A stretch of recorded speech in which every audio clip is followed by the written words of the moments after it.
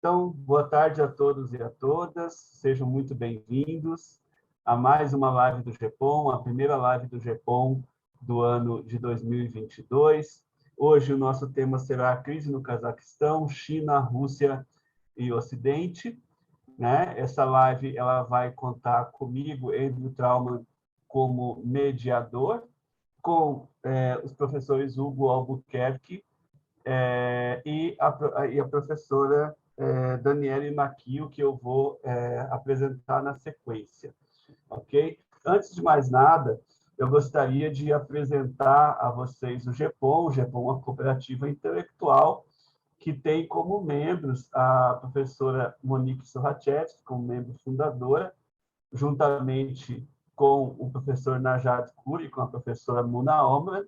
Nós temos professores associados, que sou eu, Andrew Trauman, o professor Heitor Loureiro. Nós temos uma pesquisadora convidada, que é Karine Chaito, e temos também o nosso famoso, querido pesquisador júnior, Luiz Felipe Erdi, nosso grande amigo e camarada aqui. O GEPOM, para quem não sabe, talvez esteja nos acompanhando pela primeira vez, como eu disse, uma cooperativa intelectual que promove lives, que promove cursos. Nós temos também uma revista acadêmica que está iniciando, cursos esses voltados para a questão do Oriente Médio. O GEPOM, a sigla justamente significa Grupo de Estudos e Pesquisa em Oriente Médio. E nós depois podemos falar um pouco sobre o nosso portfólio de cursos, especialmente os próximos que teremos agora no final do mês, começo de fevereiro. E gostaríamos muito, para quem já nos acompanha, que siga nos acompanhando, para quem não nos acompanha, que comece a nos acompanhar. Pois bem, então, eu sou o professor Andrew Trauman, eu vou fazer uma breve apresentação aqui do tema, tá? Eu sou professor de Relações Internacionais no Curitiba e pesquisador associado do GEPOM. Eu vou fazer uma breve apresentação do tema. Na sequência, eu vou passar a palavra ao professor Hugo Albuquerque e a professora Daniele Maquio. Então, o professor Hugo Albuquerque, que será o primeiro a falar, ele é publisher da Jacobin Brasil, editor de autonomia literária, mestre em Direito pela PUC, advogado e diretor do Instituto Humanidade, Direito e Democracia. A professora Daniele Maquio, mestranda em Relações Internacionais pelo Programa de Pós-Graduação Santiago Dantas, da Unesp, Unicamp e PUC, e bolsista Erasmus Mundus no Programa de Mestrado Internacional CERES, Central and East European and Asian and Russian Studies. Bacharel em RI pela Universidade Federal de Uberlândia, com período de mobilidade na Universidade de Coimbra, Portugal. Está corretas as apresentações, pessoal? Então, estando corretas as apresentações, vou fazer, então, uma brevíssima introdução do tema e passar a palavra para quem realmente interessa, que são os nossos convidados, Hugo e Daniele. Ok? Então, pessoal, o Cazaquistão, uma das coisas que mais chama a atenção em relação a esse país é o fato dele ser o maior país do mundo sem saída para o mar. Tá? Ele é a região onde é hoje o atual Cazaquistão, ela era habitada apenas por nômades até o século XIII, quando vão sofrer a invasão de Gengis Khan. Quem nunca foi invadido por Gengis Khan nesse planeta Terra? E a partir do fim do Império Mongol, e com a miscigenação que vai ocorrer, a gente vai ter essa região do Cazaquistão aparecendo aí como uma etnia diferenciada ali dos outros, mas dentro dessa grande família túrquica, que também é formada por Azerbaijão, Quirguistão, Uzbequistão e Turcomenistão. Pois bem, a partir do século XVIII, a gente vai ver uma aproximação da então Rússia Imperial. Uma aproximação é um eufemismo que eu estou usando como uma expansão militar, não é assim realmente uma aproximação muito amigável. enfim, a gente vai ter uma expansão territorial rumo ao Cazaquistão, né? Já no século XVIII, a gente tem essa entrada russa ali, no século XIX, isso vai se consolidar, né? E, obviamente, a partir da Revolução Bolchevique de outubro de 1917, o Cazaquistão passa a fazer parte, a ser uma das 15 unidades da União das Repúblicas Socialistas Soviéticas. E uma das, além das outras repúblicas que eu mencionei anteriormente, das repúblicas não russas, tá? Não russa e muçulmana, são duas coisas que é importante a gente ter em mente aqui. Outra coisa que eu acho interessante a gente lembrar, e já fazendo um merchanzinho do curso que eu vou oferecer, que é justamente o Islã e a Rússia, em fevereiro, é como que a União Soviética, especialmente no período stalinista, vai lidar com essas repúblicas não russas e muçulmanas, né? Havia um projeto do Lenin de criação do homem soviético, né, que vai ser, o Lenin, como você sabe, morre muito precocemente, vai ser levado a cabo pelo Stalin, e basicamente você vai ter um controle da religião no governo stalinista, ou seja, ele não vai esmagar a religião, porque ele sabia que isso poderia causar revoltas. Então, o que ele vai fazer? Ele vai passar a controlar os imãs muçulmanos de toda essa região, ou seja, eles se tornam funcionários públicos pagos por Moscou, e sendo pagos por Moscou, eles não falavam nada.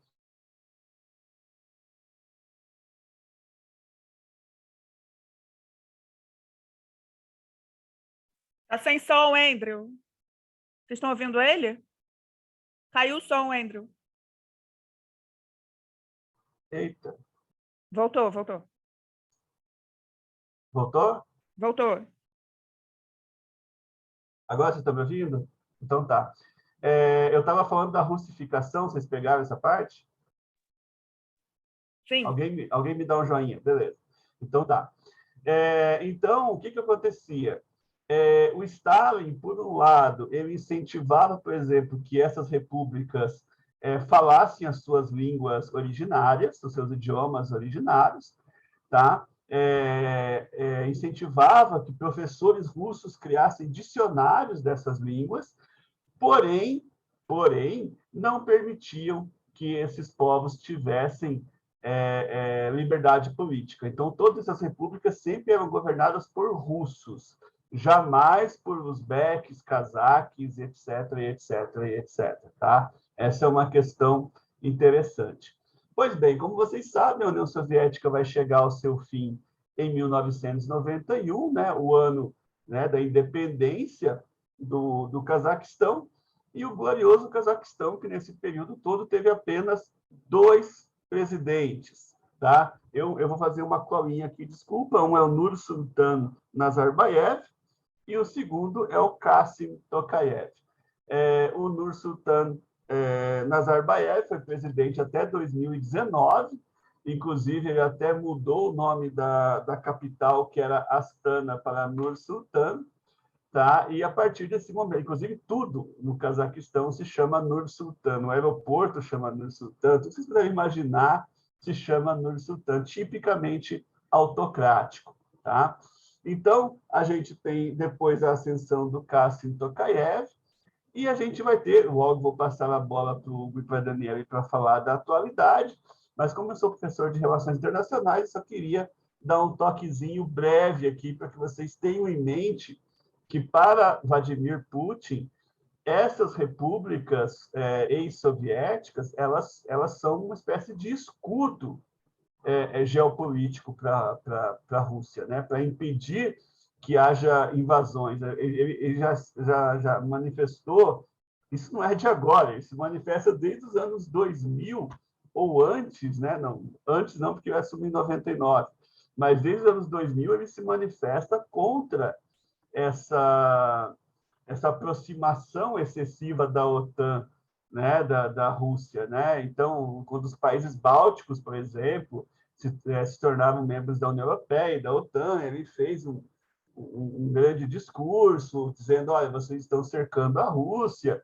E aí tem uma história que parece uma anedota, mas é verdade. O então presidente George W. Bush, ele responde que não, a OTAN não tem nada contra a Rússia. Imagina, você está paranoico, isso é coisa da sua cabeça. E aí o Putin fala, então por que vocês não convidam a Rússia para entrar para a OTAN? Né? Convida todo mundo, cerca a Rússia, mas não convida a Rússia. Pessoal, seria essa a minha participação. Eu passo a palavra, então, ao professor Hugo Albuquerque. Hugo, seja muito bem-vindo. Muito obrigado pela apresentação, André. Eu agradeço ao Heitor aqui pelo convite. É uma honra tremenda estar aqui na presença de vocês, né? Uma plateia tão qualificada e a gente que conhece o trabalho que vocês fazem, uma pesquisa muito refinada. Bom, eu basicamente sou da área do direito, trabalho com comunicação, a gente edita a Jacobin aqui no Brasil e tem uma editora também, e como parte disso também eu tenho lá minha pesquisa amadora, mas com alguma leitura a respeito do espaço pós-soviético. A gente está muito distante disso, eu acho que o Cazaquistão nos coloca, eu colocaria isso liminarmente, né? E coloca dois desafios. Um desafio de ordem antropológica, nós temos muita dificuldade, até do ponto de vista etnográfico, em entender povos que até bem pouco tempo não estavam sedentarizados, povos que eram nômades, isso é um desafio, então já é uma outra chave de entendimento. A gente está falando aqui de uma sedentarização recente. O segundo ponto, o Cazaquistão ele tem uma formação socioeconômica muito peculiar.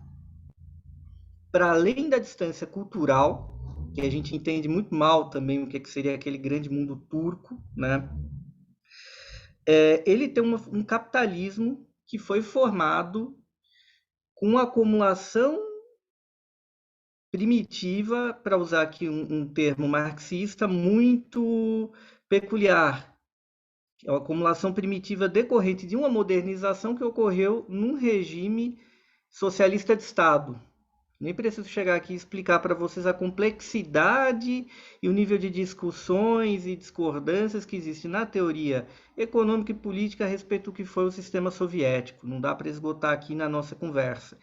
Mas a modernização do Cazaquistão ela ocorre dentro do âmbito da União Soviética. Né? Falar que o Cazaquistão não tinha um capitalismo prévio. O Cazaquistão tinha alguns assentamentos e a presença de colonos russos convivendo com a chamada população cazaque.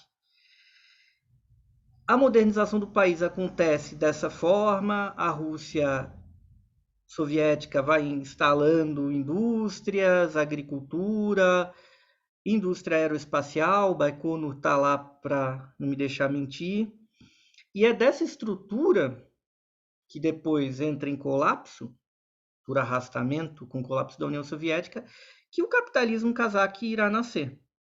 E o Cazaquistão terá, pela primeira vez na história, um Estado-nação, como a gente diz, um Estado, uma organização nacional soberana baseada numa organização sedentária. Antes disso, não havia.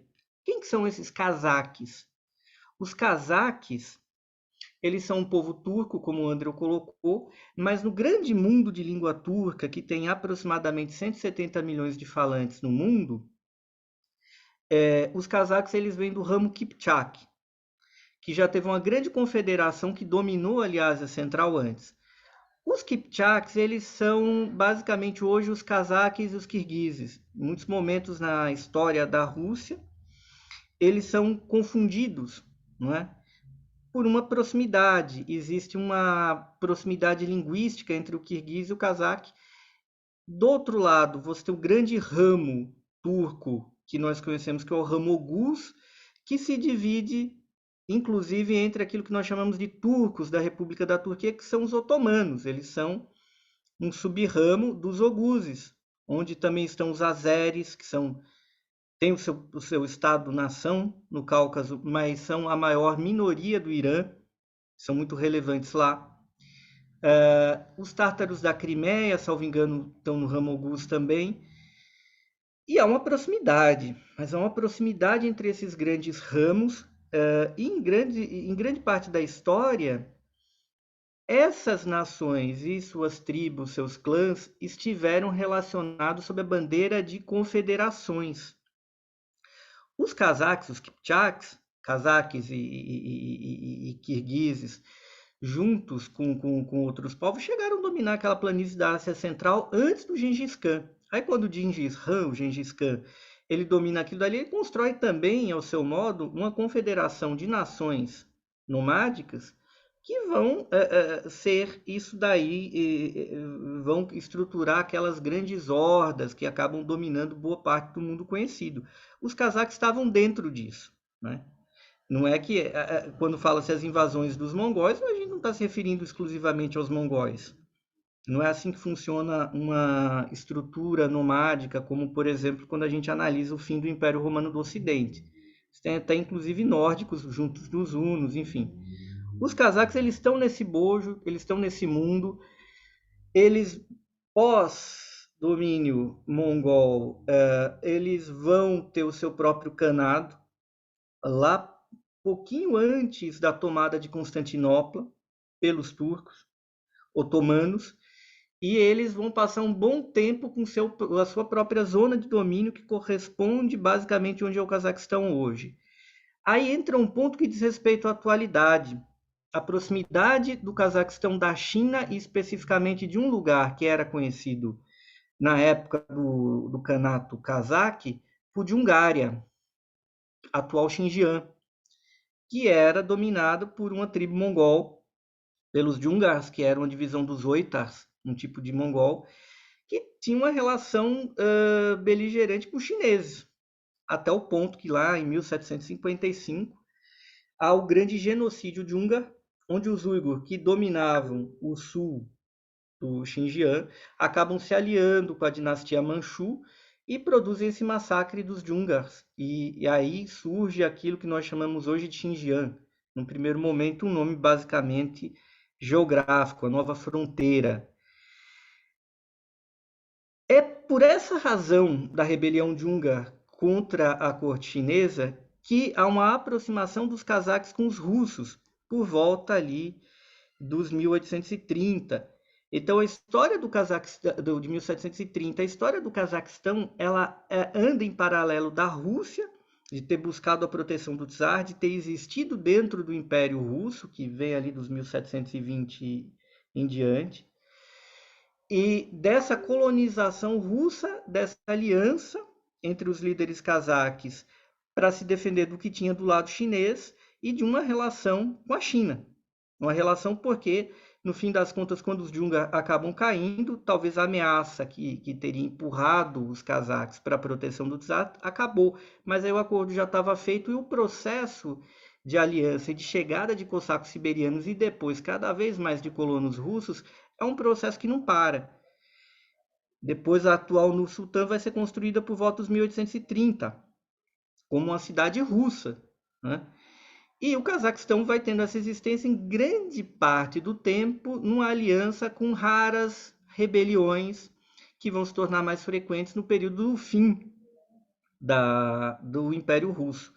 Mas eles vão existir dentro da União Soviética, vão se tornar com o tempo uma República Socialista Soviética e vão ter essa modernização.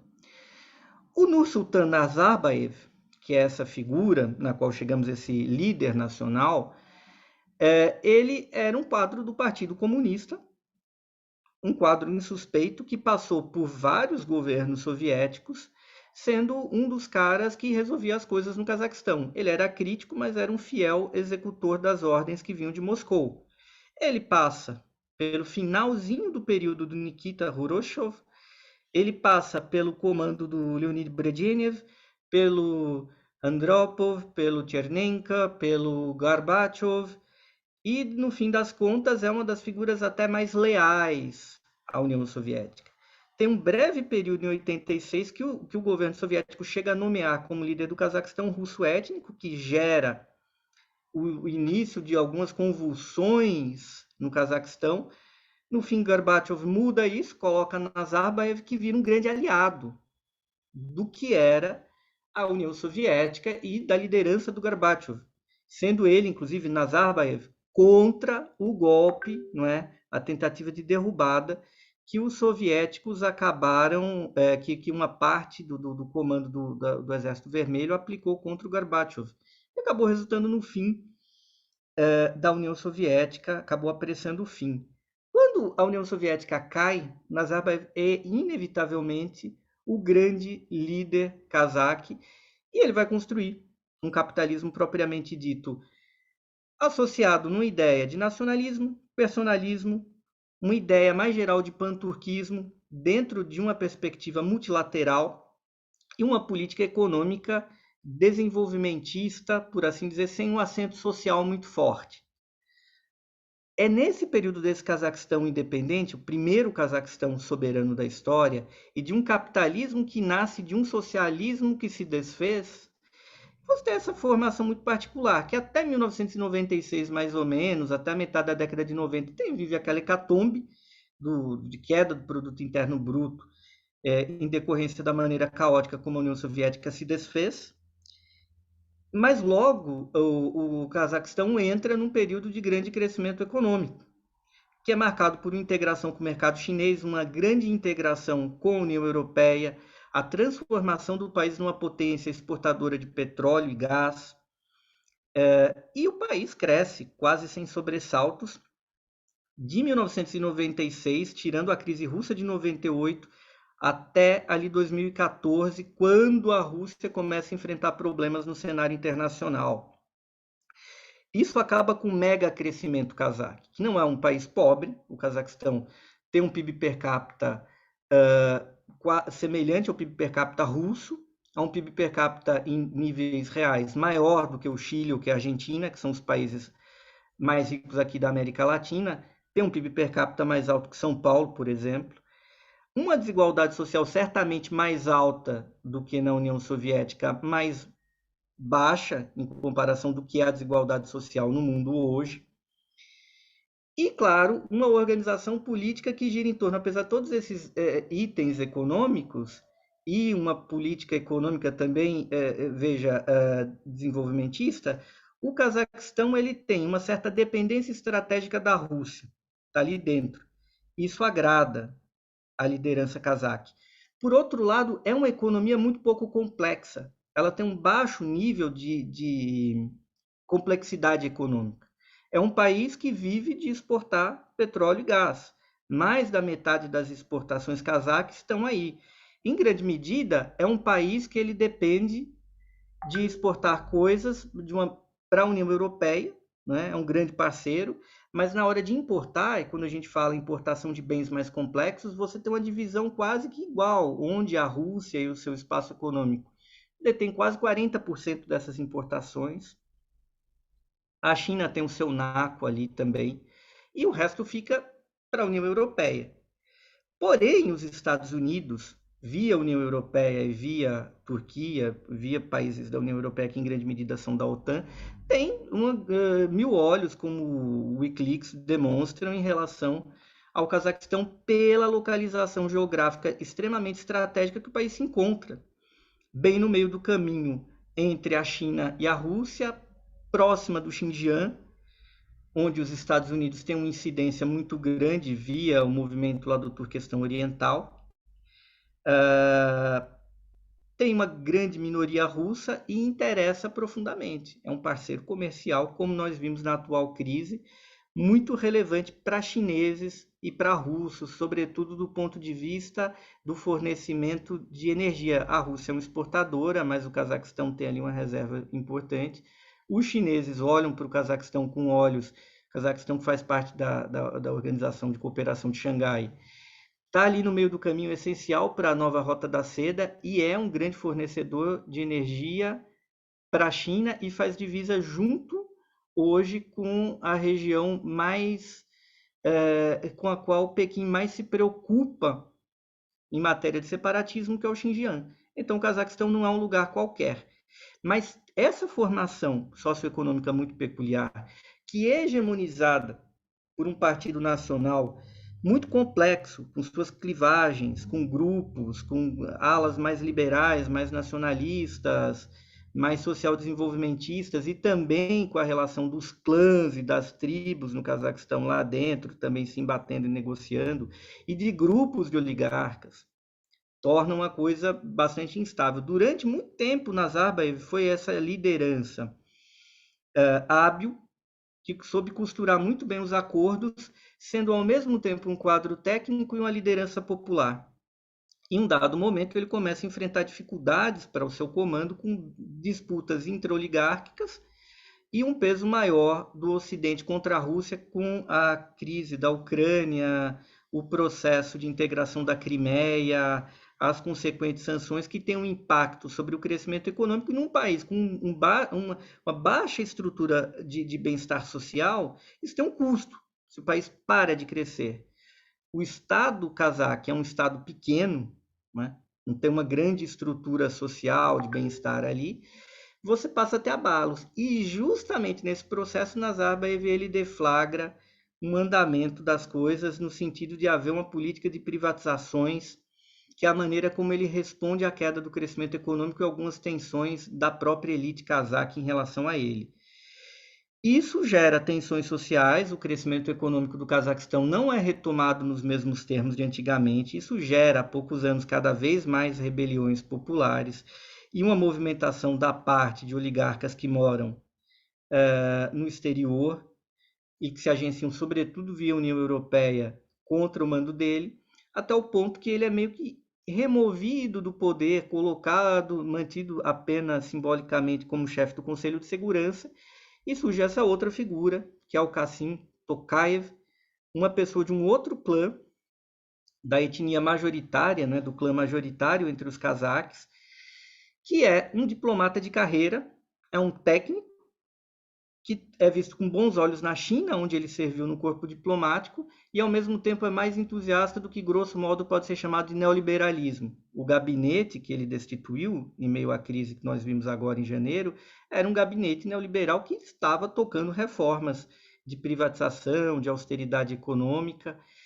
E uma parte das reivindicações são essas. Falta ao Cazaquistão uma estrutura pública suficiente e compatível com os recursos que o petróleo gera para o país, produz um superávit muito generoso na balança comercial, uma boa entrada de capitais ali, mas o Estado não gasta muito e está muito longe, é muito menor, por exemplo, que o Estado brasileiro.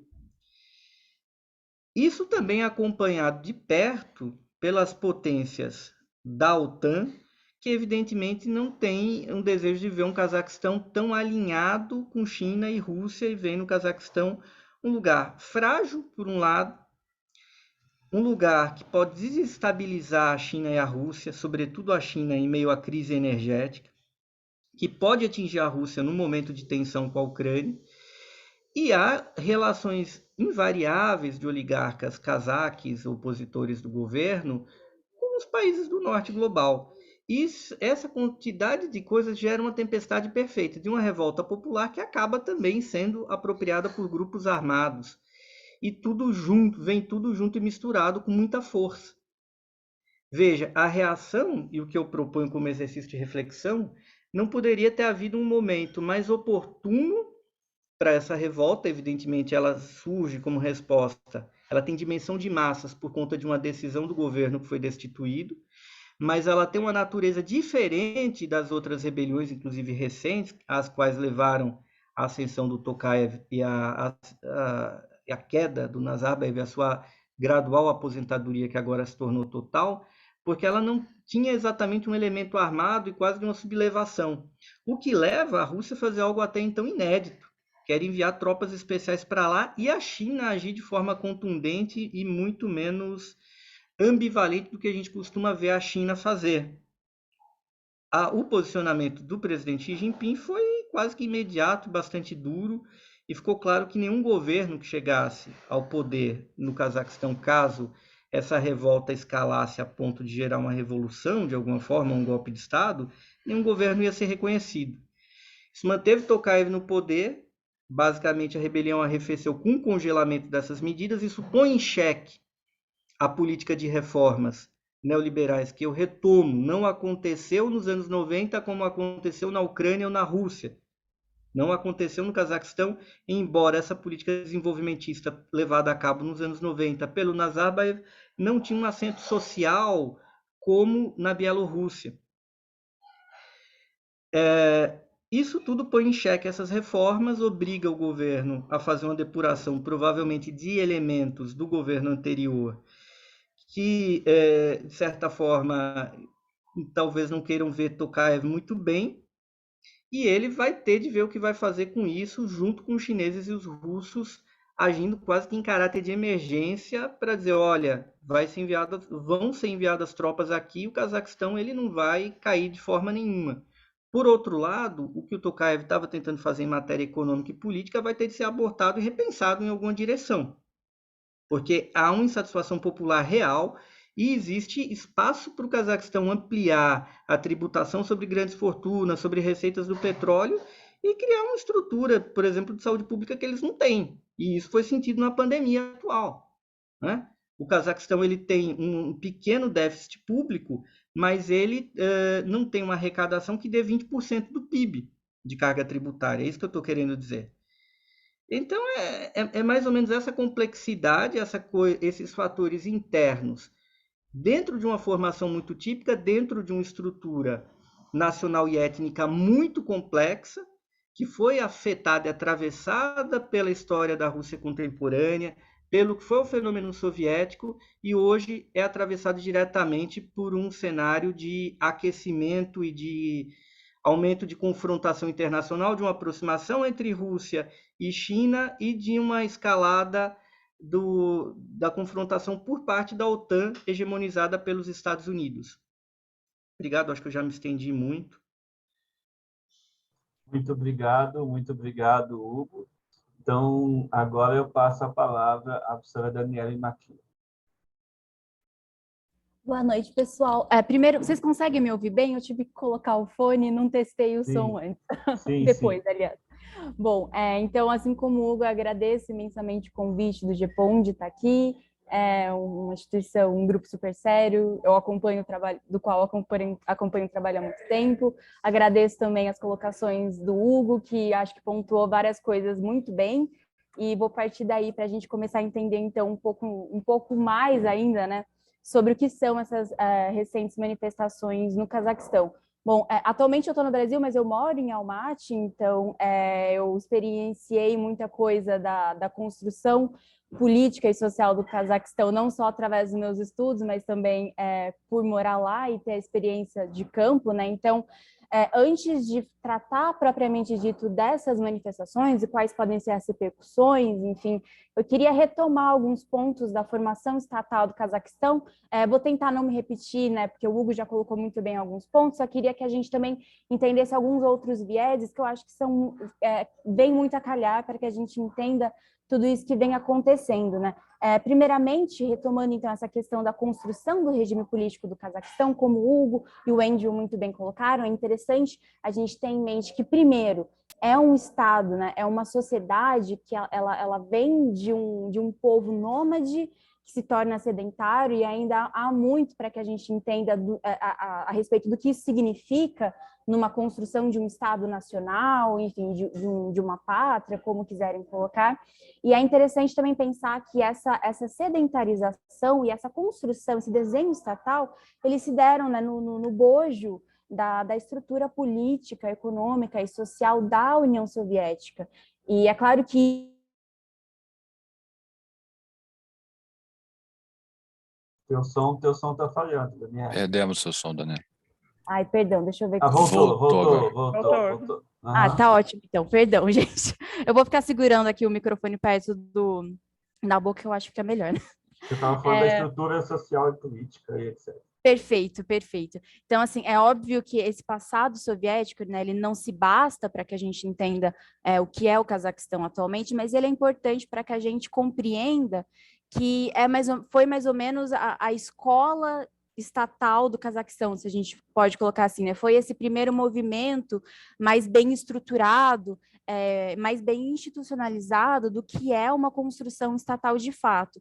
E por conta de todas as coisas que o Hugo também muito bem colocou, a gente tem, ao fim da União Soviética e durante e logo, né, no começo da independência do Cazaquistão, a construção de um Estado que ele é muito autocrático, que ele tem uma uma ideia de poder que é muito personificada, que é muito personalizada, que começa justamente personificada na figura do Nazarbayev, que é um líder que vem aí desde a época da União Soviética, né? E o que é interessante a gente entender desse ponto é que quando o Nazarbayev ele, de fato assume um Cazaquistão independente como presidente, como chefe de Estado, como chefe das Forças Armadas, ele tem desde o princípio uma visão, acho que a gente pode chamar de nacionalista, de certa maneira desenvolvimentista, mas que ela vai se exacerbando no seu nacionalismo, no seu desenvolvimentismo,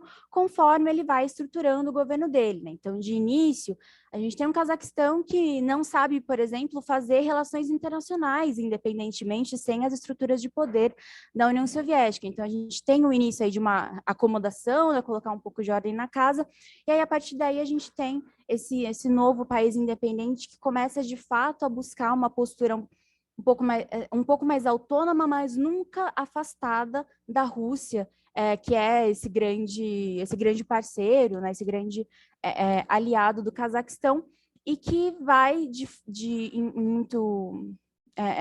em boa parte, né, ajudar a definir quais vão ser as tomadas de decisão, tanto em tendência política doméstica como política externa. E nesse ínterim, né, eu acho que a figura do Nazarbayev ele é extremamente interessante, extremamente importante da gente entender, porque até hoje ele, mesmo não sendo mais presidente, mesmo tendo sido, né, aposentado, ele continua sendo para os olhos de boa parte da população, o grande símbolo de poder cazaque, né? Então, ainda que ele não tenha mais nenhuma posição oficial no governo, a entendimento da sociedade é que ele ainda está por trás das grandes decisões, né, dessa big politics de dentro do Cazaquistão, tanto que no começo das manifestações agora de Almaty, de outras cidades, muitos protestantes, muitos manifestantes, eles começaram gritando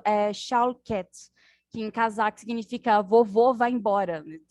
Dizendo isso para o Nazarbayev como uma forma de expressar uma insatisfação justamente dessa política, né, desse regime político que se estrutura em uma autocracia e um personalismo que se afasta muito da própria sociedade, né? Então, a gente tem no Cazaquistão hoje em dia um governo que é extremamente insulado, que é extremamente, que é muito mais próximo de interesses, não só das elites, mas também de interesses externos, do que necessariamente dos interesses sociais, dos interesses da população, né? Que é algo também que o Hugo colocou muito bem, né? Que o Cazaquistão, ele carece muito de políticas públicas, políticas sociais mais bem desenhadas. Então, a gente tem, por exemplo, leis trabalhistas absolutamente retrógradas, que, de certa maneira, também estão por trás dessas manifestações. Eu vou retomar isso um pouco mais para o final da minha fala. E isso tudo vem justamente da maneira com que essa independência é feita, né? Então, quando ocorre a independência do Cazaquistão, existe uma abertura de capital muito, entre aspas, abrupta, né? Se a gente for comparar com como as coisas aconteciam antes, e o país e as elites, né, que estão no poder, eles não lidam com isso de uma maneira assim, tão, se eu posso colocar, tão parcimoniosa ou então tão equilibrada.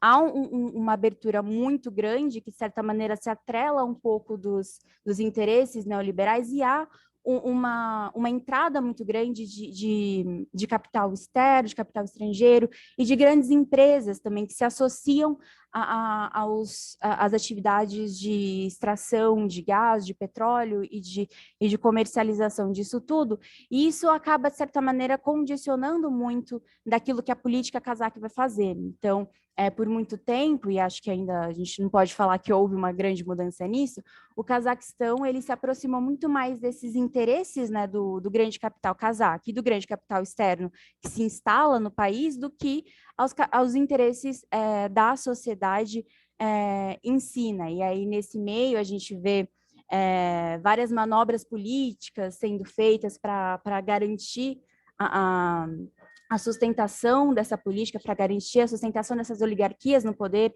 para garantir a sustentação dessas hierarquias econômicas e políticas que continuam, no fim do dia, né, continuam existindo até hoje. Então, esse distanciamento entre regime e sociedade, essa aproximação do regime a esses a esses interesses capitalistas, né, que vêm não só, claro, dessas mesmas elites, mas também de interesses de capital estrangeiro que está hoje no Cazaquistão, também é algo muito, muito importante para a gente entender, né? E nesse sentido, a gente tem um Cazaquistão que tem hoje uma dependência altíssima de capital externo. E eu não falo aqui simplesmente o capital do norte global, por exemplo. Então, a gente sabe que tem grandes petroleiras estadunidenses, francesas, mas também do grande capital de outros lugares do mundo, né? A Gazprom também é muito ativa dentro do Cazaquistão. A gente tem capital chinês entrando com muita força agora, a partir de 2014.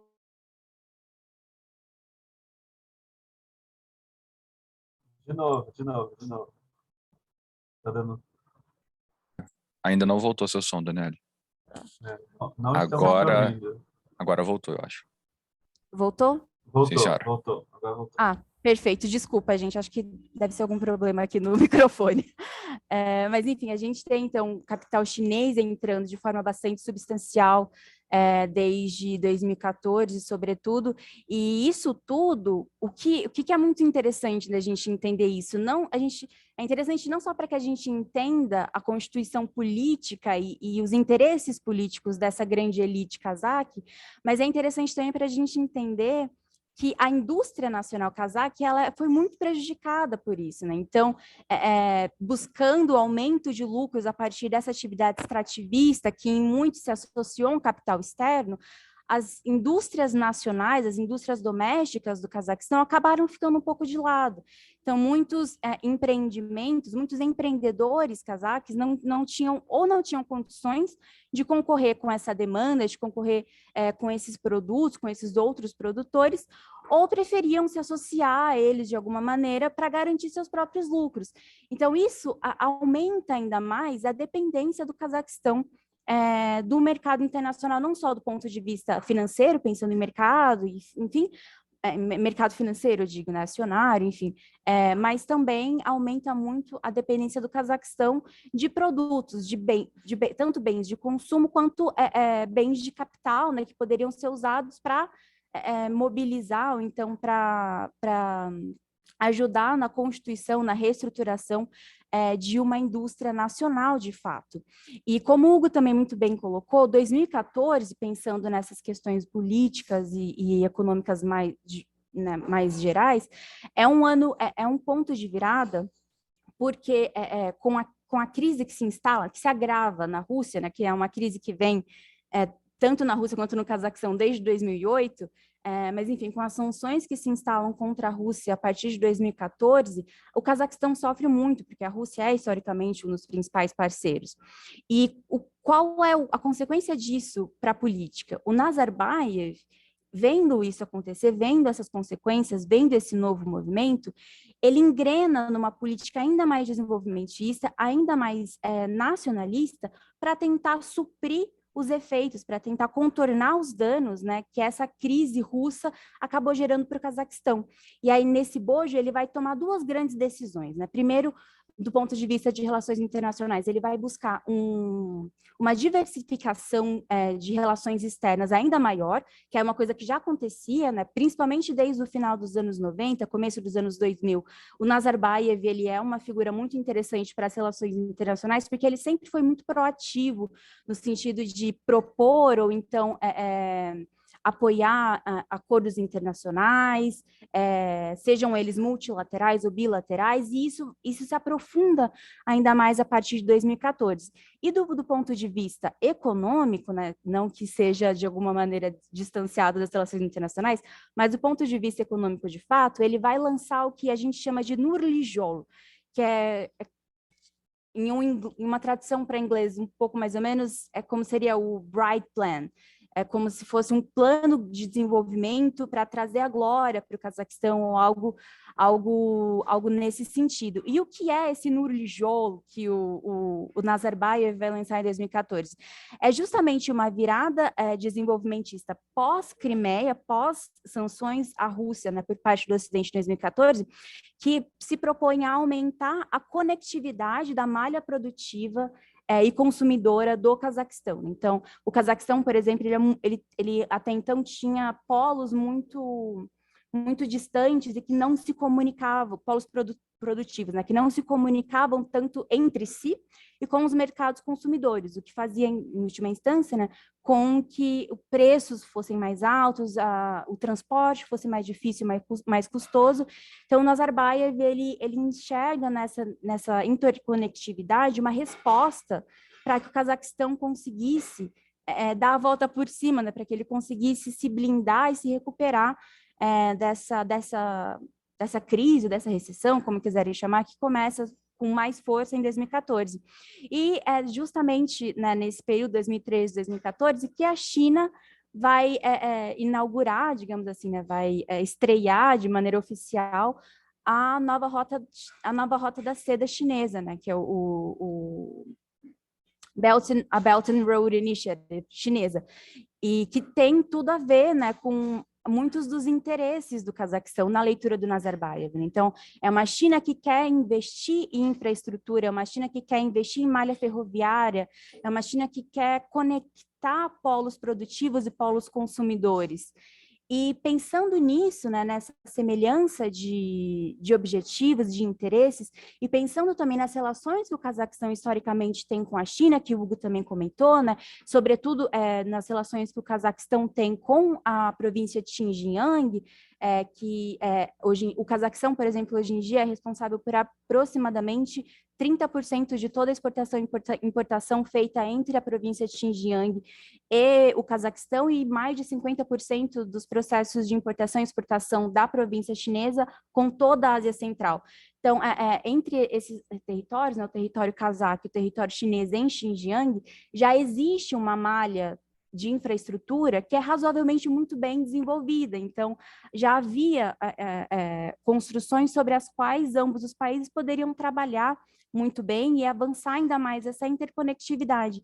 E então, e, claro, uma série de outras similaridades que a gente pode conversar um pouco depois na hora do debate, mas por conta de tudo isso, dessa complementaridade, assim, poucos meses depois do Nazarbayev anunciar esse plano para o Cazaquistão, esse Nurlijol, existe o Nazarbayev volta a público e oficialmente declara que o Nurlijol estava sendo associado, de certa maneira, ao projeto chinês de Nova Rota da Seda. Então, ele oficialmente entendeu desculpa, entendeu não.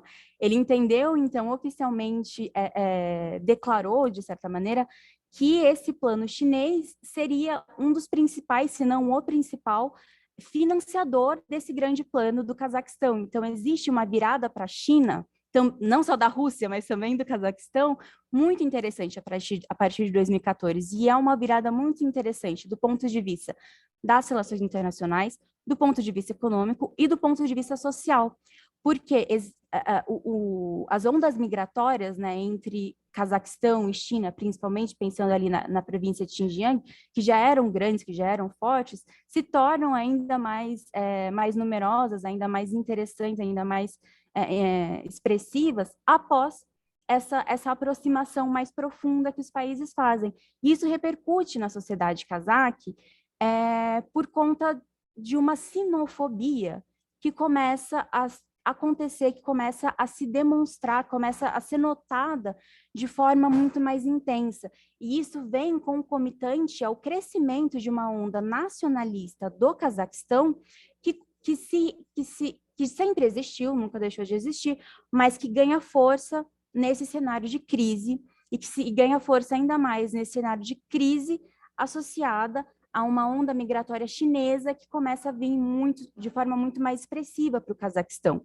Então, todas aqueles slogans, ou então aqueles argumentos xenófobos que a gente já conhece, os chineses estão roubando o emprego de cazaques, enfim, tudo isso, todo esse sentimento começa a ser mobilizado no seio da sociedade cazaque também.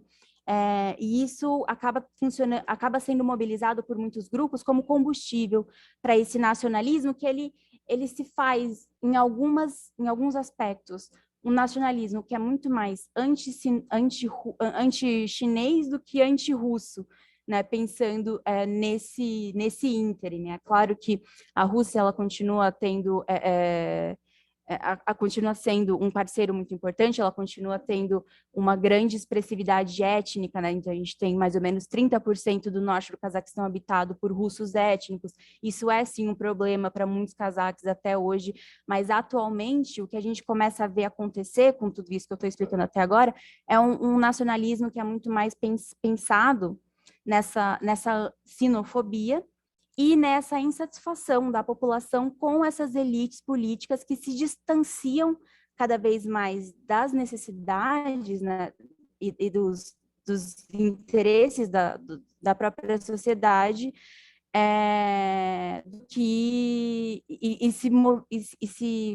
se norteiam cada vez mais pelos seus próprios interesses, por interesses vindos aí do capital externo. Mas, enfim, só para fechar a minha fala, ainda tem muitas coisas que a gente pode continuar conversando depois aí nas respostas, mas só para tratar de maneira bem pontual acerca das manifestações, o que é interessante a gente entender, né? Então, essas manifestações, elas começam graças, 2 de janeiro, mais ou menos, quando o governo cazaque retira subsídios que eram cedidos pelo governo ao gás, principalmente, né, com a justificativa de que os subsídios estavam gerando certos ruídos no mercado e que poderiam, de alguma maneira, levar a uma crise de abastecimento. Então, essa é a justificativa que o governo cazaque dá para tirar esses subsídios, que é a razão pela qual o gás e o petróleo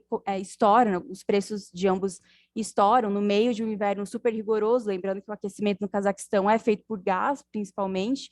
Então, enfim, uma situação extremamente delicada, extremamente conturbada. E de início, então, os protestos, as manifestações começam como uma reação, sobretudo dos trabalhadores que mais dependem desses combustíveis, né, que foram mais severamente afetados por essa alta nos preços, se rebelando contra a alta e consequentemente, contra todo o regime político, contra a corrupção, contra o ensimesmamento das elites políticas, né, e contra o distanciamento das elites, do governo e das demandas sociais.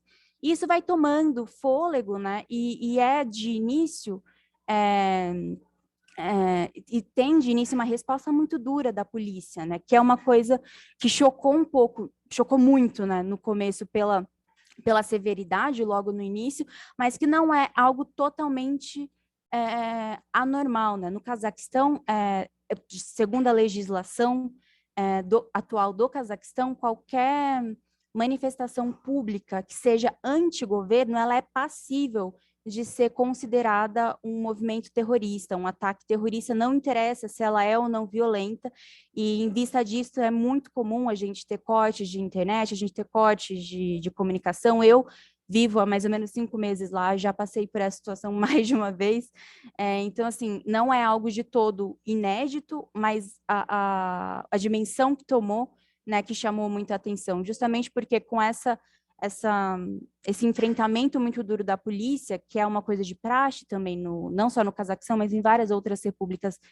soviéticas, fez com que os manifestantes em si, né, ficassem mais irritados e também aumentassem o tom de suas demandas, mas também levou, como foi muito bem colocado, à apropriação do movimento por outros grupos, por grupos armados, cujos interesses ainda são muito nebulosos, né? Ainda é muito difícil entender quem são esses grupos armados, qual eram de fato os interesses por trás da ação deles, né? Enfim, tudo ainda precisa de um tempo, né, para a poeira baixar um pouco, para a gente tentar entender com um pouco mais de clareza o que foi, né, por que tomou essa proporção e o que eram os interesses por trás de tudo e de quem eram os interesses por trás de tudo, né? Então, nesse meio, como também foi colocado, a gente tem tropas da Organização do Tratado de Segurança Coletiva entrando no Cazaquistão a pedido do governo, a gente tem um governo que é destituído, e até então a gente não sabe muito bem o que vai acontecer, nada muito contundente foi feito desde então, o que é um modus operandi já mais ou menos conhecido na Ásia Central, né? Em 2005, no Quirguistão, a gente tem a Revolução das Tulipas, que acontece alguma coisa semelhante, né? A população se revolta contra o governo depõe, e depois nada de fato é feito, né? Mais ou menos uma deposição para inglês ver, para acalmar um pouco os ânimos, para sinalizar para um entendimento de que é preciso mudar, mas que depois, no caso do Quirguistão, não aconteceu. Ainda precisamos ver aí o que vai acontecer no caso do Cazaquistão. E eu já extrapolei meu tempo, né? Então vou deixar o resto para o debate. Muito obrigado, Daniele, pela exposição. Muito obrigado, Hugo, brilhantes exposições. Vou passar já para as perguntas. Temos perguntas de pesquisadores do GEPOM, mas temos também perguntas dos nossos espectadores aqui, tá? Então, a primeira delas é do Eden Cruz, tá? Ele não direcionou para quem que é a pergunta, então eu vou colocar para os dois. Tem uma curiosidade: quem eram essas pessoas que se tornaram sócias do grande capital e formaram a estrutura da indústria de óleo e gás após o fim da União Soviética, né?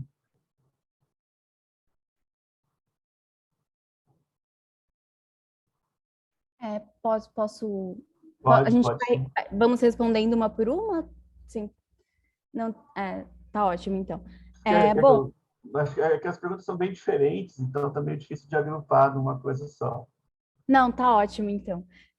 Bom, nesse momento, né, exatamente, no imediato fim da União Soviética e, consequentemente, logo no início da independência do Cazaquistão, o que a gente tem é justamente essas elites associadas ao clã do Nazarbayev se associando, né, a essas empresas, a esse grande capital que entra. Esse grande capital, né, essas empresas, elas vêm de vários lugares. A gente tem empresas do Reino Unido, a gente tem empresas dos Estados Unidos, da França, da Alemanha, da Rússia. Elas são bastante diversas entre si, mas dentro do Cazaquistão, sobretudo, claro, não posso dizer que 100% dessas associações foram feitas pelo clã do Nazarbayev, por ele mesmo, mas sem dúvida a maioria, né, não é à toa que familiares do Nazarbayev e a família dele em si, né, o clã em si, figura hoje entre as 50 famílias mais ricas do mundo, né?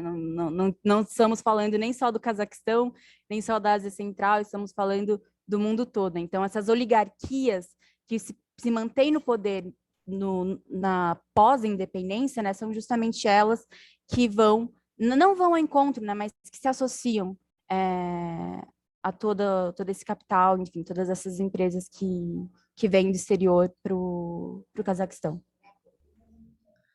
Eu faria uma observação aqui na esteira da Daniele, para além da questão dos clãs e das tribos que tem um peso como a coisa foi feita no Cazaquistão, talvez um ponto em comum no pós-União Soviética é como os elementos que já detinham o poder via Partido Comunista, via administração local ou administração de empresas, acabaram se tornando donos daquilo que eles apenas administravam. Não é? Você tem uma ascensão de figuras mais ou menos selvagens, mas há também o estabelecimento de lideranças que hoje em dia até ostentam um anticomunismo, até uma russofobia, mas que, na verdade, isso serve para esconder de onde vem a fortuna deles, porque Evidentemente, não houve um processo regular de privatizações, ninguém tinha capital para isso, as pessoas simplesmente foram ficando com o que elas tinham, é mais ou menos como no fim do Império Romano,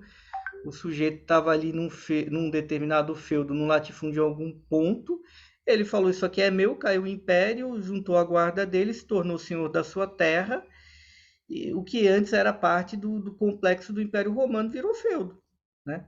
Essa feudalização aqui, ao seu modo, é uma coisa que se repete na União Soviética, tanto é que muita gente vai usar o termo de cleptocracia, e como isso daí, como um movimento aí não só pontual, mas um movimento de classe, como a antiga burocracia, naquele período tumultuado da década de 80, vai se tornando algo que é também, para a sociologia, algo que deveria ser mais bem estudado, que seria uma espécie de burguesia construída, que se constituiu de uma maneira completamente atípica, né?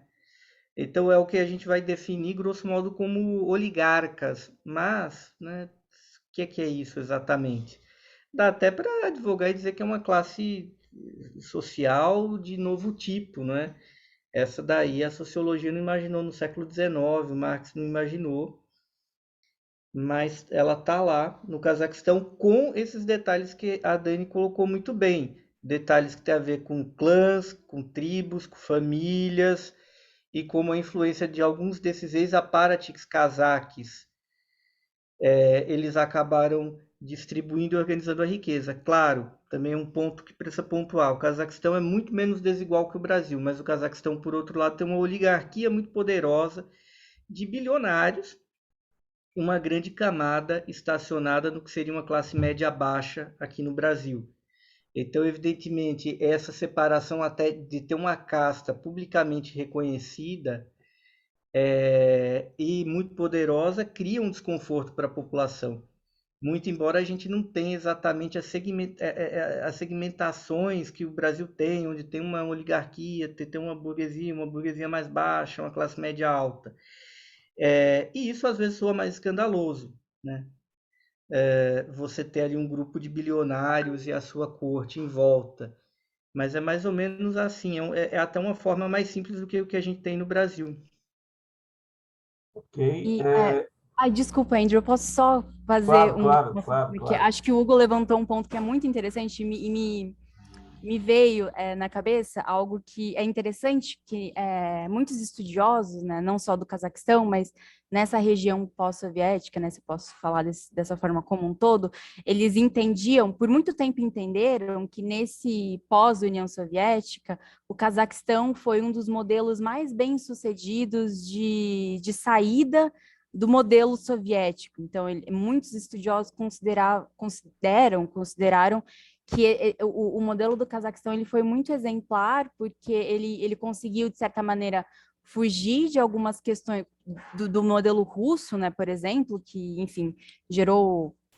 Enfim, é outra história completamente diferente, não completamente diferente, mas se eu começar a falar disso agora a gente não termina, mas que teve muitos problemas internos, né, e que conseguiu fugir disso e na fala de muitos desses estudiosos, manteve um padrão de abertura com cara asiática, digamos assim. Então, eles avaliam que essa associação, essa abertura que o Cazaquistão fez e a maneira com que ele se associou a esse capital externo, ele foi muito bem sucedido na medida em que não gerou uma grande crise para o Estado ou um grande trauma, como aconteceu na Rússia, por exemplo. Então, assim, é interessante pensar como essas nuances, né, da estrutura política, da estrutura de poder, ela leva ela leva à formação dessa opinião, né, e ela estrutura de maneira muito peculiar como essa abertura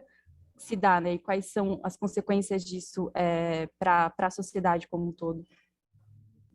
Ok, vamos passar para as próximas perguntas, então. Tem algumas que são específicas para a Daniela, eu vou fazer primeiro as mais gerais. A primeira é da Luciana Pinheiro. Qual a relação do país com os outros vizinhos, como a Turquia? Certo? Essa é uma questão. E uma outra questão que eu acho que pode ser para os dois também é a questão, peraí, é do Luiz Eduardo. Ele pergunta assim, tem uma dúvida. Peraí, caramba, agora está aparecendo um monte de pergunta aqui. Agora me perdi. O nacional desenvolvimentismo cazaque sempre foi atrelado à doutrina neoliberal e ao capital estrangeiro ou passou a se atrelar no século XXI? Então, uma sobre a relação com a Turquia e outra sobre esse nacional desenvolvimentismo cazaque. Bom, já que a primeira é mais direcionada para mim, eu vou começar respondendo, mas o Hugo, como sempre, fica à vontade para interromper, enfim, complementar. Bom, quando a gente pensa na relação do Cazaquistão com a Turquia, é muito interessante, né? Porque como foi muito bem colocado pelo Andrew, no início, o Cazaquistão é um país túrquico, né? E isso era uma coisa muito interessante no governo de Nazarbayev, porque, como o Hugo também muito bem colocou, ele comprava um pouco dessa ideia, entre muitas aspas, pan-túrquica, né? Da pan-Turquia, que é algo que o Erdogan vem trabalhando de forma muito forte, né? Então, reativar as relações do antigo Império Otomano, né? Reativar, reaprofundar, retomar essa malha de conexões, né, nas relações internacionais. Então, o que eu vejo é que durante o governo do Nazarbayev havia uma abertura do Cazaquistão, né, diplomaticamente falando, um pouco mais ativa nessa busca por uma fundamentação de uma relação mais amigável, mais amistosa, mais próxima.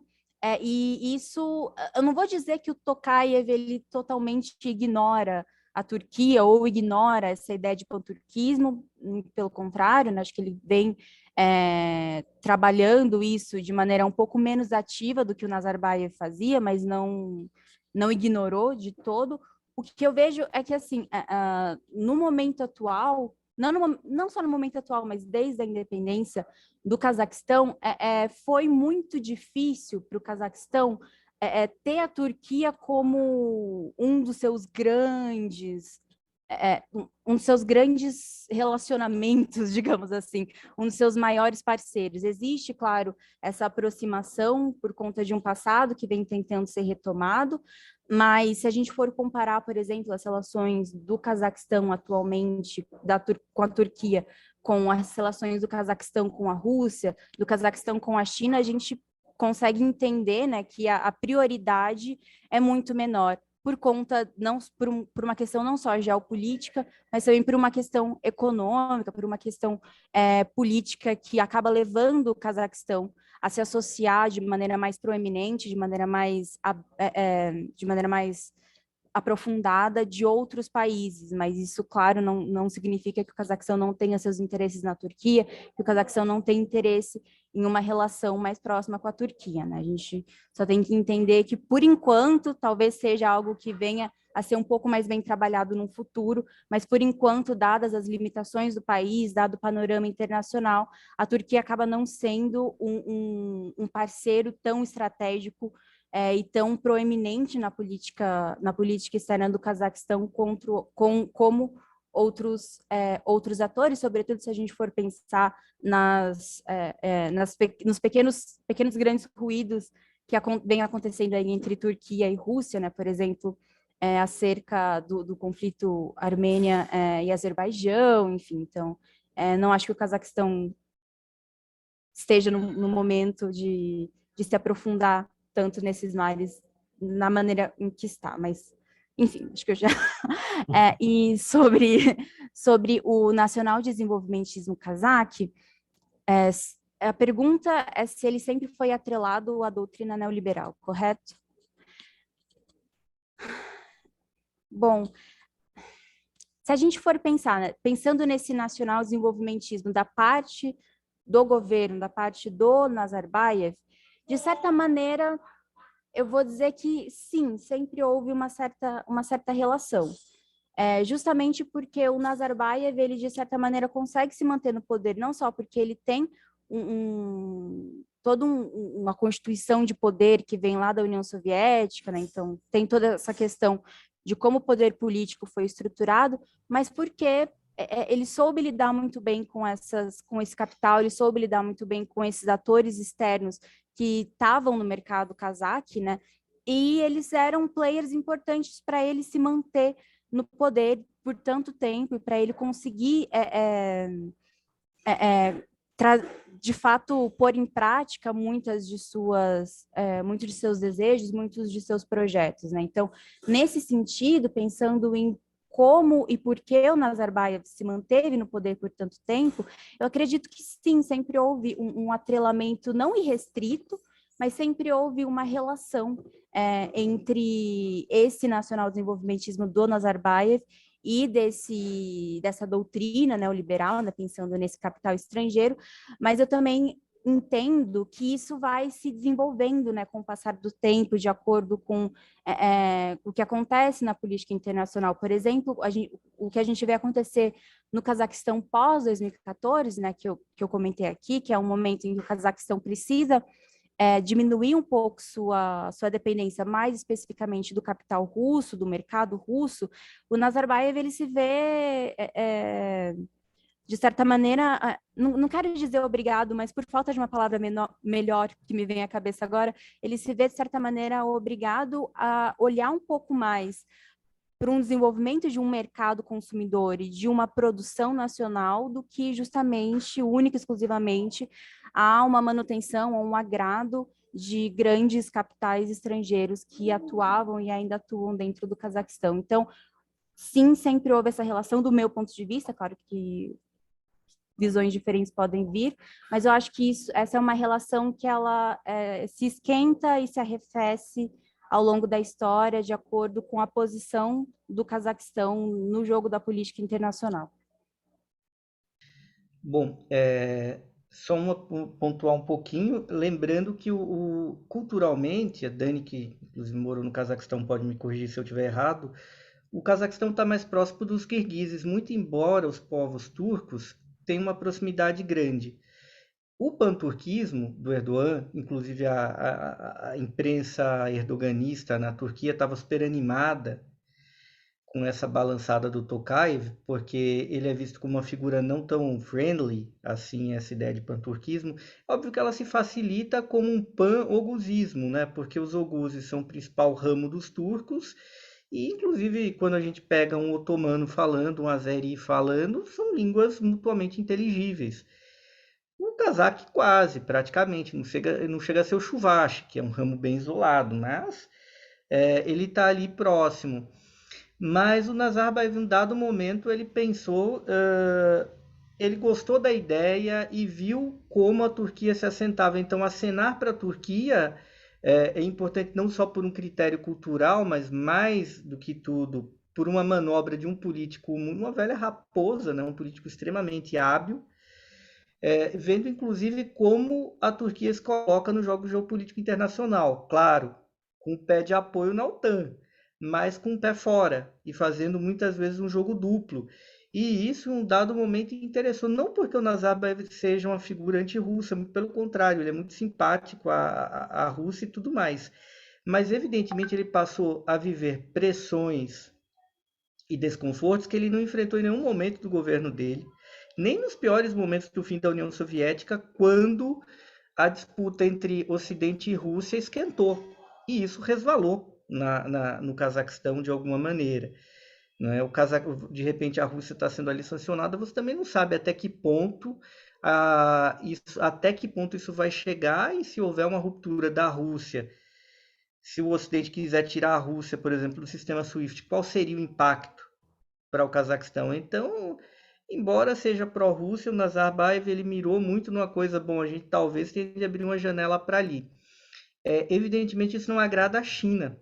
A Rússia lida com pragmatismo, mas eu vejo que os chineses, a atual liderança chinesa principalmente, olha isso com muita preocupação e muito cuidado, por conta dos uigur e de uma certa política pan-túrquica que o Erdogan, de uma maneira sutil, mas bem dissimulada, projeta em relação ao Xinjiang, ao sul do Xinjiang. Isso não agrada a Pequim. Então, isso também é um ponto aí de ruptura entre a velha liderança e a atual.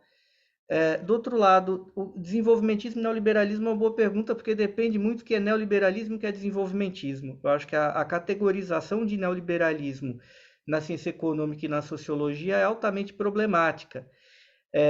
Às vezes a categoria vulgar de neoliberalismo seja mais fácil de explicar. Vamos lá, aquela coisa do que foi o ultraprivatismo ucraniano e russo, isso não aconteceu no Cazaquistão. Não houve no Cazaquistão aquilo que eu diria o assento social. A gente pode falar com o Lukashenko e o grau de autoritarismo dele ou não, mas o Lukashenko teve uma participação do Estado grande no pós-União Soviética, que gerou industrialização na Bielorrússia e teve uma participação grande do Estado, principalmente na economia. No caso cazaque, não, você tem um Estado pequeno, mas você tem uma grande ação de desenvolvimento movida pelo Estado em relação a essas empresas e atores privados. Então, nesse sentido, o Cazaquistão ele seria aqui é extremamente vulgar, mas um desenvolvimentismo de direita, para vocês entenderem. Algo que lembraria mais o Geisel do que o Brasil da década de 90, por assim dizer, mas com bem menos estatais do que o Geisel tinha, né? O que os nossos militares tinham, mas com uma ação ali de Estado nacional, mas sem a construção de um estado de bem-estar social, embora com a população colhendo os frutos desse boom econômico da metade da década de 90 até a metade dos anos 2010. Mas aí eu acho que tem um paradoxo que me lembra muito o Chile recentemente. No seguinte sentido, o Chile e o Cazaquistão são economias são muito pouco complexas, são economias que vivem da exportação de commodities, no caso o Chile cobre e o Cazaquistão os hidrocarbonetos. E quando você tem uma economia altamente privatizada que não tem uma estrutura tão grande de bem-estar social, de escolas, de hospitais, o que acaba acontecendo? Quando por alguma razão o crescimento econômico arrefece, a tensão social ela sobe muito rapidamente de uma maneira muito intensa. Muito embora o Cazaquistão seja menos desigual do que o Chile, né? Os nossos índices aqui latino-americanos são gloriosos, a gente não pode esquecer nunca disso. Quando a gente se compara com algum outro lugar do mundo. Mas, sem dúvida alguma, tem um processo semi-chileno no Cazaquistão, né? Quando você não tem aquela estrutura pública, quando o crescimento para e você precisa pagar as coisas, e o dinheiro já diminuiu bastante, você não tem a quem recorrer, a tensão social ela aumenta. E ela tem uma vazão muito louca, é um cano que estoura. Não é mais ou menos como o Brasil, que bem ou mal teve uma crise da pandemia, a gente tem um SUS, que bem ou mal funciona, apesar de todos os ataques e de todas as sabotagens, mas o SUS está ali. Onde não tem um SUS, como é que seria? O que teria acontecido no Brasil, por exemplo? Os cazaques viram o que é isso, porque a pandemia funcionou também como um acelerador de partículas. Agora, eu veria que nessa dicotomia entre neoliberalismo e desenvolvimentismo, as reformas que foram empreendidas da metade dos anos 2010, por conta dos consultores lá do Banco Mundial, que o Nazarbayev mantinha também, elas reforçam esse lado mais privatista e austero, né? O Cazaquistão é um país que poderia gastar muito mais do que ele gasta. Poderia. Ele tem uma margem de manobra macroeconômica generosa. Eles não fazem isso por princípio, por dogmatismo, por concepção econômica. É também um pouco disso que está ali nas ruas, né? Porque o país efetivamente tem. E evidentemente a gente sabe que fenômenos como a sinofobia e a russofobia, eles não são necessariamente espontâneos, eles até são, mas a maneira como eles são catalisados se dá de uma maneira muito profissional, né? E faz parte desse grande jogo nos termos contemporâneos. Então, isso é uma coisa que bate forte no Cazaquistão também. Quando a maneira como você coloca a questão uigur lá dentro, a questão desse colonialismo chinês, das grandes exportações de carvão até para a China, que são recentes. E isso é bem trabalhado por alguns setores que se agenciam em torno desse Nurotan, que é um grande partido ônibus, que não é um monolito. Aliás, é um partido, imaginemos aí um MDBzão com suas múltiplas contradições, interesses locais, interesses particulares familiares, de clã, e até alguma divergência entre eles. Mas que, curiosamente, a gente tem esse mix, esse blend muito curioso com o Tokayev, que foi acentuar o privatismo e, 2, se aproximar mais da China ao mesmo tempo. E muitas vezes, às vezes até uma revolta anti-privatismo e anti-reformas como essa que provocou, levou as massas às ruas, que deu dimensão de massas a esse mal-estar, ele acaba também se tornando uma coisa meio anti-China, né? Sendo que esse tipo de política que o Tokayev estava empreendendo via o gabinete anterior dele, ela tem pouco a ver com o que está sendo feito na China hoje em dia, que deu uma guinada para um outro lado. É o Branko Milanovic lá, que escreve para a Jacobin Americana, mostrando como a desigualdade social na China se manteve estável em ligeira queda de 2008 para cá, enquanto nos Estados Unidos isso cresceu. Desculpa te interromper, mas assim, eu vou pedir para vocês serem mais breves nas respostas de vocês. Claro. A gente tem um monte de pergunta ainda. Não, vamos lá. Já... E eu vou passar a palavra para a professora Monique, ela gostaria de fazer uma pergunta via microfone para vocês. Gente, muito obrigada, Hugo e Daniele. Muitos comentários aqui no chat de que é um luxo ter vocês aqui. Realmente, eu acho que esse tema, né, a gente precisava dessa apresentação de vocês. Eu queria, na realidade, falar e aproveitar alguns comentários. Acho que ficou claro do que vocês falaram, né, a partir da pergunta da Luciana em relação à Turquia e a introdução do Hugo, que existe, né, obviamente, a identidade túrquica, ela é mobilizada, existe uma organização, que é a Organização dos Estados Túrquicos, mas a impressão que eu tenho, vocês me corrijam que eu estou errada, é que, por exemplo, para o Azerbaijão faz muito mais, né, sentido do que para o Cazaquistão, e eu acho que é o Uzbequistão, que é o outro país que integra. Mas eu queria, na realidade, aproveitar aqui e falar uma coisa que para mim é muito importante frisar, sobretudo para você, Daniele. Primeiro, né, uma mulher, uma mestranda, né, com conhecimento in loco. Então, eu queria que você falasse um pouquinho para a gente, né, como é morar no Cazaquistão, e a impressão que eu tive quando eu morei na Turquia, quando eu estudei na Bilkent University, eu era um landmark. Alguém perguntava onde é a biblioteca, o pessoal falava, olha, está vendo a brasileira? Chega até a brasileira, vira direita. Eu imagino se eu era um ser estranho há 12 anos atrás, morando em Ankara, capital da Turquia, como é que é, né, uma brasileira em Almaty? E aí, na sua resposta, eu queria que você falasse também um pouquinho de dicas, que foi uma pergunta aqui, de bibliografia, né? Como é que se começa uma brasileira, né, um brasileiro a estudar o Cazaquistão? É isso, gente. Muito, muito obrigada. Bom, vamos lá, Monique. Primeiramente, obrigada pelos comentários também, não só seus, mas de todo mundo. Eu dei uma olhadinha rapidinho aqui no chat. Mas, enfim, vou começar, não pelo fim, mas vou começar, né, pelo depoimento de ser uma mulher brasileira morando em Almaty. Primeiro que é muito engraçado, né, porque eu sou mestiça, né, a família do meu pai é japonesa, então eu tenho uma feição um pouco oriental, então as pessoas só descobrem que eu sou brasileira quando eu falo, assim, eu não sou um ser estranho andando na rua, porque todo mundo acha que eu sou casaca, assim, é super comum, bom, lá, assim, para puxar um gancho, também não sei se todos aqui sabem, mas o Cazaquistão, ele tem um negócio que eles chamam de política trilingüe, então, teoricamente, as línguas oficiais que devem ser ensinadas nas escolas, devem ser usadas em fóruns oficiais, enfim, inglês, cazaque e russo. Então, e quando um cazaque, ele fala cazaque, né, não são todos, e eles acham que eu sou cazaque, eles me abordam em cazaque, assim, com essa certeza de que eu vou ser de lá mesmo. Então, eu sinto essa diferença quando alguém me aborda e a gente começa a conversar e eu falo que eu sou brasileira, é sempre um choque. A primeira pergunta que me fazem, são duas, na realidade. O que você está fazendo no Cazaquistão e por que você saiu do Brasil?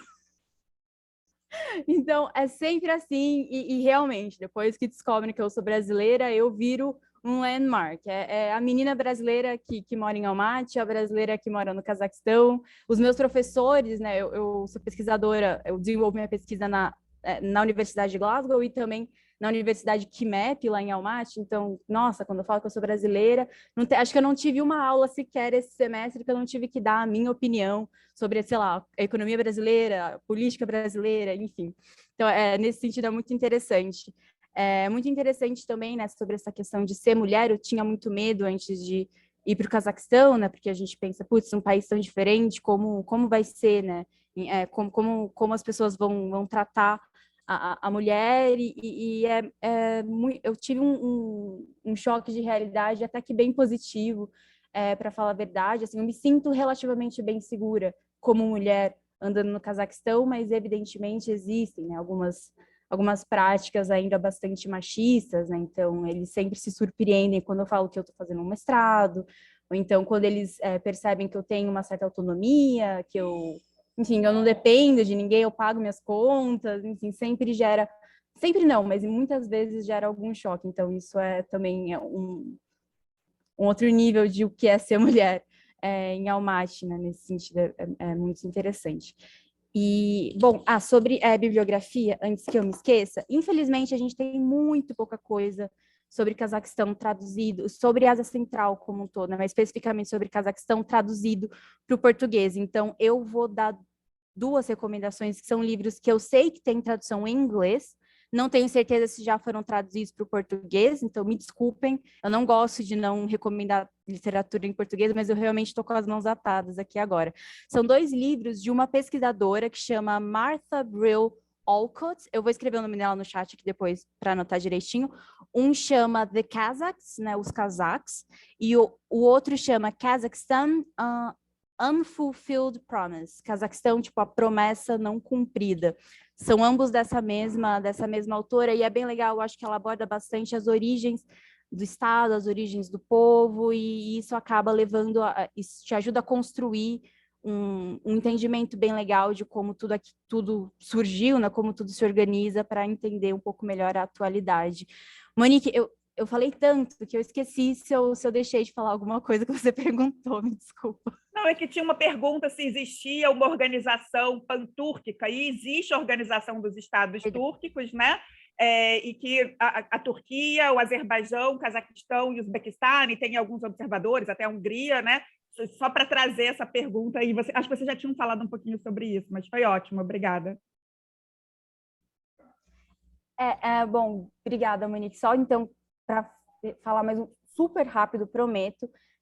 Como a Monique bem colocou, né, existem essas organizações, mas o que eu percebi mais vivendo no Cazaquistão do que de fato estudando é que essa ideia, né, do pan-turquismo, essa ideia de uma comunidade túrquica na Ásia Central, ou então para além da Ásia Central, ela não tem um apelo tão grande à sociedade e à academia cazaque, né? Claro que alguns grupos sociais da sociedade, alguns grupos que estão no poder, né, que estão aí entre as elites políticas e econômicas, podem ter seus interesses em relação a isso, mas o que a gente vê no dia a dia, né, numa maioria esmagadora aí de sociedade e pensadores do Cazaquistão, isso é uma coisa que tem muito pouco porosidade a essa ideia, a esse apelo dentro do país. Pensando mais em uma questão mais ideológica, assim. Ok, pessoal, vamos às 2 últimas perguntas. Eu vou condensar uma pergunta que se repetiu bastante, tá? Que é sobre se esse movimento no Cazaquistão não teria alguma interferência externa, se seria algum tipo de revolução colorida, como ocorreu em Belarus, como ocorreu na Geórgia e etc. Essa é uma questão geral, tá? E a segunda questão do Ricardo Oliveira, né? Ele pergunta: mas o Cazaquistão é rico em óleo e gás. A alta do preço não seria bem-vinda para o país? Não entendi direito qual o problema da alta dos preços. Tá, eu vou começar pela última, que eu acho que eu consigo responder mais rápido para não tomar muito tempo. Sobre a alta dos preços. Pensando em balança comercial do Estado, uma alta de preços para o que é o principal produto exportado, sem dúvida, é ótimo. O problema é a repercussão disso entre a sociedade, né? Ainda que a desigualdade na sociedade cazaque não seja tão chocante quanto é no Brasil e em muitos países da América Latina, por exemplo, a gente tem que lembrar que grande parte da sociedade cazaque vive mais ou menos com $300 ao mês, né? Mais ou menos a renda que uma família de 5 pessoas mais ou menos tem para passar o mês. E pensando em uma sociedade que tem o gás como um dos seus principais combustíveis para atividades do dia a dia, então o gás é o principal o principal combustível usado para aquecimento, né? Nur Sultan é a segunda capital mais fria do mundo. A gente está falando de um país que tem temperaturas de -30, -40. E essa alta de preços acontecer em meio a um inverno tão rigoroso pode ser muito bom para o Cazaquistão, pensando em quanto o Estado vai ganhar. mas isso teve um impacto extremamente negativo para as pessoas, né? As pessoas simplesmente não conseguiam mais comprar tanto gás, tanta gasolina, tanto, enfim, produtos petrolíferos, produtos de hidrocarbonetos, quanto elas precisariam para manter suas vidas, né? Então, é por isso que, nesse sentido, é muito ruim quando a gente pensa no impacto para dentro, né? Não do impacto de fora para dentro. E sobre a questão da intervenção externa, da Revolução Colorida, como eu disse na minha fala, eu acho que ainda está tudo muito nebuloso. A gente ainda não entendeu direito quem estava de fato nessas manifestações, quais interesses estavam por trás de muito do que aconteceu. Por quê? Porque o país continua tendo os meios de comunicação ainda estão instáveis dentro do Cazaquistão, e a maioria das informações que a gente consegue vem da mídia oficial, que a mídia oficial ela é pró-governo, ela vai manter uma narrativa, um discurso, que é o que a elite política quer que as pessoas entendam, né? Isso para o bem ou para o mal, né? Para ser contra ou a favor dessa ideia de intervenções externas. Então, o que eu acredito, o que eu posso afirmar agora, nesse momento, é que, sem dúvida, houve grupos oportunistas que pegaram essa manifestação, que começou uma manifestação popular, começou como uma manifestação das classes trabalhadoras, e acabou se apropriando, de certa maneira, disso. Então, sem dúvida, existe algum nível de presença externa. Se essas intervenções foram, de fato, o que estava por trás de tudo, se elas são realmente a razão de tudo, eu acho que ainda é muito cedo para falar, e eu acho que talvez seja um pouco extremista demais a falar que essa é a realidade, né? Então, esse conceito das revoluções coloridas, né, que foi colocado, eu acho que ele é um conceito que ele geralmente ele é um conceito que ele faz com que a gente esqueça da própria capacidade de mobilização do próprio país, né? Eu acho que é um conceito, de certa maneira, um pouco problemático, que é muito usado no contexto das ex-repúblicas soviéticas, né? Que ele até pode ajudar a gente a entender as coisas através de uma lente específica, mas eu acho que ele impede que a gente entenda qual é a capacidade de organização de manifestação política do próprio país que a gente está analisando, né? Então, a gente não pode pensar que o Cazaquistão está tão à mercê de intervenções externas e de interesses externos, né? É preciso que a gente pense um pouco para além disso, né? Entender qual é a capacidade política e de transformação ou de mobilização política do próprio Cazaquistão, da sua própria população, entender um pouco mais o contexto externo e não necessariamente atrelar isso a interesses externos, que sim, a gente não pode desvincular de maneira alguma, mas eu acho que a gente tem que ter muita parcimônia para tratar disso no caso do Cazaquistão agora. Não só, mas enfim, estamos falando dele, então é isso que eu penso. Ok, Hugo? Tá. Basicamente vai lá, a questão do preço do gás é uma estupidez, né? Eles terem repassado o preço para o consumidor é uma coisa até de se desconfiar. É a mesma coisa que você falar muito rapidamente aqui, que o problema da energia elétrica ou da água no Brasil é do consumidor, como a gente tem visto isso daí. Agora, o exemplo aqui do Bolsonaro, é claro, a gente tem N problemas, por exemplo, tem um problema ambiental que ajuda a piorar a questão da energia que é gerada por via hidráulica. Mas aí quem é punido é o consumidor. É o consumidor que consome mais água e energia? Não. Agora, como a gente viu aqui no Brasil, não necessariamente algo gerar indignação social, como aqui no nosso exemplo o aumento da alta de energia, não necessariamente vai gerar algo político. E o gerar algo político pode ter variadas direções. É evidente que o que levou as pessoas à rua foi uma medida estúpida do governo. E o presidente teve de derrubar o governo e congelar tudo que ele fez quase que imediatamente. Mas o que foi aquela ação armada, em alguns casos que aconteceram, de queima de edifícios? Isso prova que tem grupos que operam inclusive dentro do próprio Estado cazaque, primeiro, uma disputa de poder interno, e dois, a presença de agentes operativos internacionais que vão se usar de uma situação, que aqui a gente está falando, teve uma medida estúpida de um governo, mas dois, eu vou me utilizar disso daqui para gerar uma tensão muito clara no momento em que o mundo está pegando fogo, porque eu quero gerar um tumulto.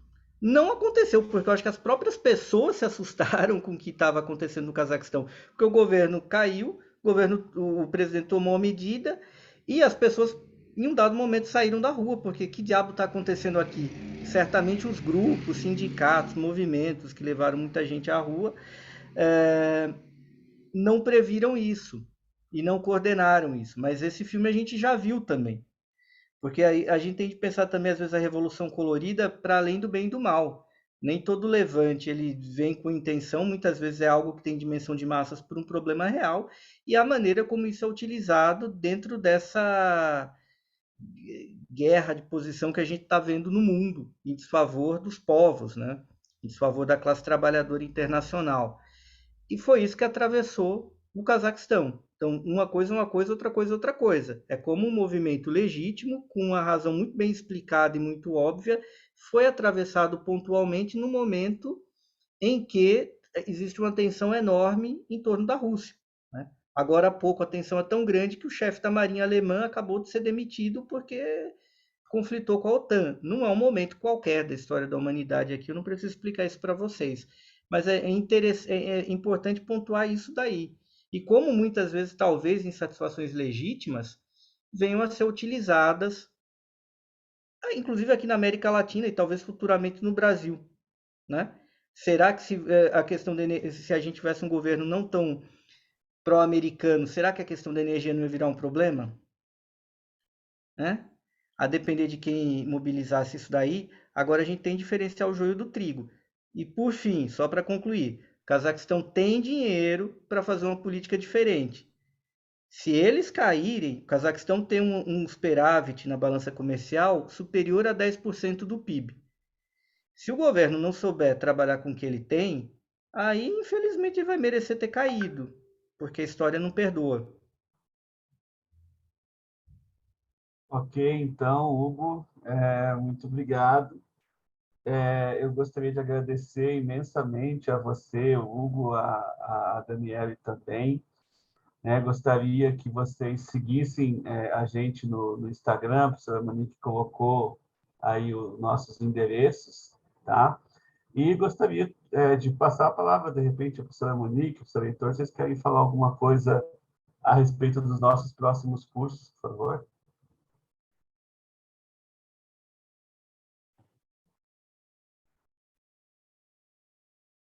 Peraí que meu vídeo deu uma travada. Não, na realidade, eu acho que vale a pena pedir para o Hugo e a Daniele amarrarem, né? Enfim, de repente, o que vocês acham daqui para frente? Importante para o nosso público, que ficou tão empolgado com essa fala de vocês, além de nós todos integrantes, né? Como é que vocês amarrariam aí com takeaway? O que a gente tem que ficar atento? E, como eu escrevi aqui no chat, né? A gente tem cursos justamente agora em fevereiro. O Andrew vai falar sobre o Islã, né, e a Rússia. Eu vou falar novamente o curso de História Otomana, em que na primeira aula eu falo um pouquinho dos turcos de uma maneira geral, como o Hugo falou, e vai ter uma aula específica sobre Rota da Seda. Mas acho que seria legal vocês falarem para amarrar, por favor.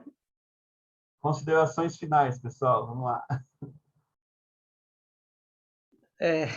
Agradecer vocês pelo convite, acho que vocês têm um trabalho maravilhoso aqui, pela atenção num sábado à tarde. Prazer em conhecer o Andrew, a Daniele, Monique, também o Heitor, a gente já se conversa um tempinho.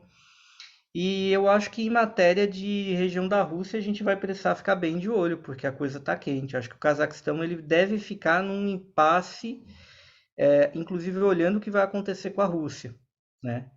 Eles estão meio tentando nem respirar para se mover. A gente talvez não tenha uma grande novidade, mas a depender do que aconteça na Rússia e no mundo, a gente terá novidades. Talvez um realinhamento, uma mudança nessa política de austeridade que eles têm tomado de 2015 para cá, talvez, mas eu acho que isso está sendo discutido nos bastidores. Mas já ficou provado que algo grande pode acontecer lá, que as placas tectônicas continuam se movendo e se manifestou agora em janeiro, pode se manifestar lá para frente. Eu acredito que a gente pode ter uma normalidade aí, mas dentro de no médio prazo a gente vai ter novidades em se tratando de Cazaquistão. Mas agora olhemos um pouquinho mais para o ocidente, para o oeste do Cazaquistão, que aí nós teremos inclusive eventos que vão interferir na história cazaque próxima.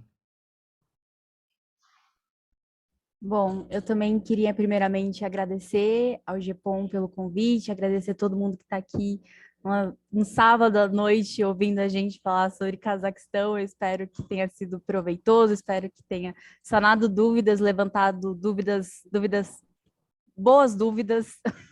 Agradeço muito o Hugo também, que compartilhou aqui comigo, falas muito, muito interessantes. Acho que a gente conseguiu crescer muito junto aqui, então, muita gratidão. E, bom, para não ser muito repetitiva, então, eu acho que concordo com o Hugo, né? Acho que os próximos capítulos, né? Muito do que a gente vai ver acontecer ou não vai ver acontecer com o Cazaquistão, de certa maneira, está atrelado com os destinos da Rússia com a OTAN, da Rússia e da OTAN com e na Ucrânia, né? Porque, querendo ou não, a gente não pode abandonar o contexto mais ampliado, né? O contexto internacional das decisões que são feitas em um país cuja importância vem crescendo, né, no tabuleiro internacional, justamente por seu atrelamento não só aos interesses russos, mas acho que talvez atualmente, sobretudo, a presença, a proximidade da China, não só em termos geográficos, mas, enfim, de interesses geopolíticos, militares, econômicos, né? E, no final, acho que é um bom lembrete para a gente não se esquecer da Ásia Central, né? Que um dia foi uma região tão fundamental para a história da humanidade e que, infelizmente, só chama a nossa atenção em momentos de tragédia atualmente, né? Então, que a gente não se esqueça de ficar atento para uma região, para o heartland do mundo, né? Já dizia muita gente há muito tempo. Ok, então, pessoal, então agradeço a presença de todo mundo, agradeço a presença dos nossos palestrantes, de todo mundo que está aqui nos prestigiando. Mais uma vez, sigam a gente, nós teremos sempre uma live por mês. E um bom final de semana a todos, que descansem e a gente se vê na próxima, então, pessoal. Muito obrigado.